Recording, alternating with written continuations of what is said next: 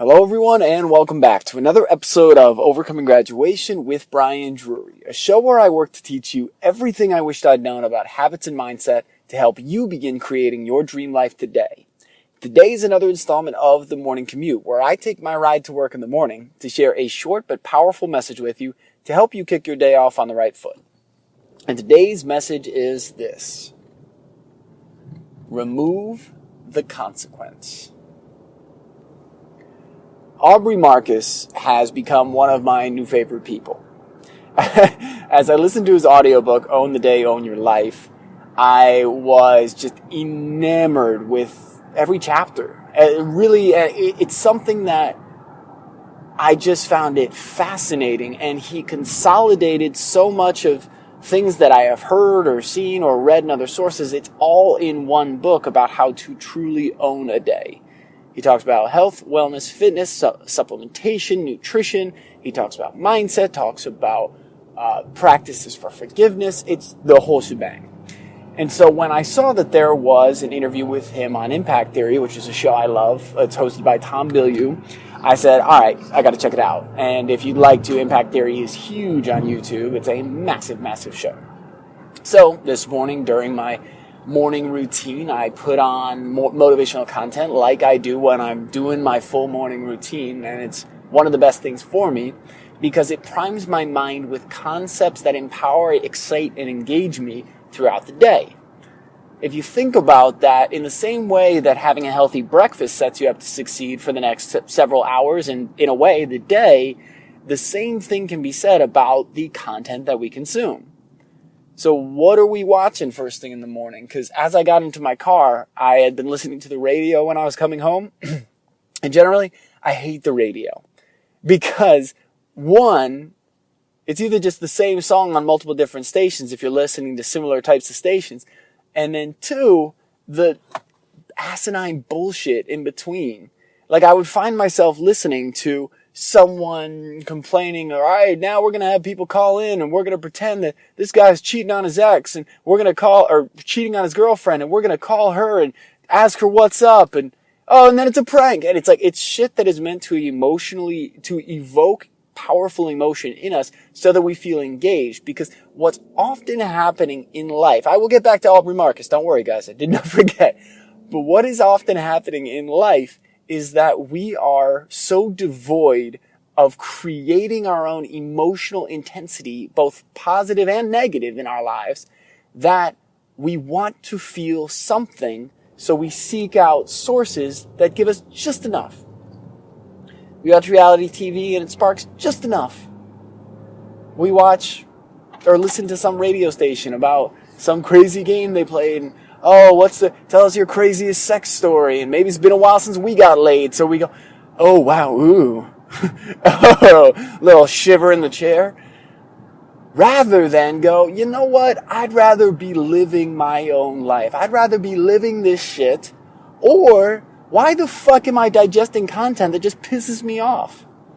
It was something I heard in a book I was listening to recently about cultivating your social media content. It may have even been Aubrey's book now that I think about it, where he said, like, just unfollow people that make you feel bad about yourself, or where you find yourself comparing, or where you find yourself going, look at this asshole. Look what they're doing. Look what they're showing. Or if they have really conflicting views with yours that are not helping you grow. Because engaging with conflicting viewpoints and talking with people and learning from people who have completely different perspectives is incredibly valuable to a point. If you just sit there and it's something that you totally disagree with and it's something that is against your values and you've determined that, and then you go, but I'm just going to continue to bring this content into my life, that's part of the diet. That's part of your mental and emotional diet that you're consuming. So starting my day off that way, I notice a marked difference when I start off with some motivation. And it's funny, guys, because even after I've done this for a long time, and today was my first day doing it in a while, I had 3 very rough weeks in a row. And I'll talk more about that in future episodes, but just doing that by itself, even if I didn't do all the physical activity, the ice cold shower, all the other things that I do, it it still would be just one of the biggest game-changing things, is starting the day off, priming my mind either with informational, inspirational, motivational content or questions. Because our minds love questions, but if we start our day off like, God, why do I feel so tired? Why do I suck? Why do I feel like shit? Why am I not tall enough? Why am I not this?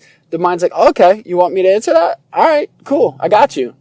Versus like, I wonder what Aubrey meant when he said that thing about consequences. And I almost just jumped the on-ramp there for a second, guys. All right, like I said, morning commutes, really driving. So, it can be a question like, wow, I wonder what Aubrey said in that interview. I wonder how that applies to my life.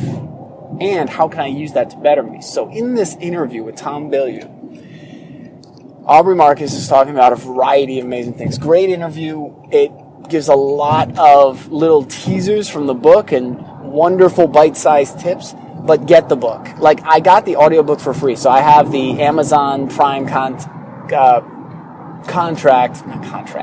membership. I have the Amazon Prime membership, and so with that you get 1 Audible credit per month. And if you didn't know that, take full advantage, because you can get up to 7, and that's 7 free books, and these audiobooks can be up to $30, $40. So you can, through your membership, your existing membership, get quote-unquote free books. Now, I listened to the audiobook. It was so good that I bought the book as well. 1, because I loved it. It was phenomenal. I want to support Aubrey and his work. 2, because I'm like, it will benefit me so much having it as a resource and a reference guide. And something my brother said that he loved, he's like, I like to have the books that I really, really love displayed somewhere. 1, to share with people. 2, to remind me when I'm low.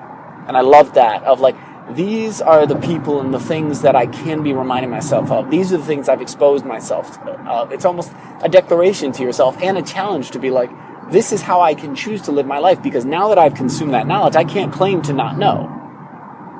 I think a lot of times the reason we stay in ignorance is because then we can blame ignorance, or we can blame somebody else. Because if we knew and we didn't do it, then it's a choice. And it's like, well, maybe I just won't try to know.